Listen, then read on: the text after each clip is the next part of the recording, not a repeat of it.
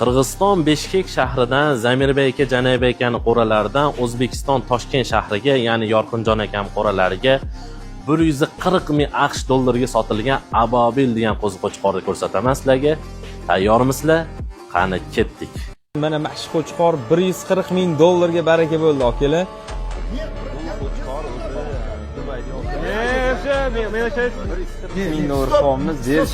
Bismillah. Davay, baraka. Qirg'izistondan O'zbekistonga 140 ming dollarga qo'ziqo'chqor. Qo'ziqo'chqor mana cho'magada. Shuni ko'ringlar. Живой веси где-то 130 kilo plus. Quloq 23, kalla garbanos mana. Ababil aka bilan Zamir aka saroylarida katta savdo bo'ldi. Toshkentga Yorqin akamizga mana mashq qo'chqor 140 ming dollarga baraka bo'ldi, akalar. O'zbekistonda mana endi sizlar mana mashq qo'chqorni naslidan ko'paytirsanglar bo'ladi bemalol. Bu faqat nasl olish uchun 140 ming dollarga olindi, akalar. Söz aytib qo'ying, mana O'zbekistondan Toshkentdan tug'anlar keldi, ayavay so'randi. Bahasini ayavayga tushirib berdik, at dushi berdik. At dushi berdik.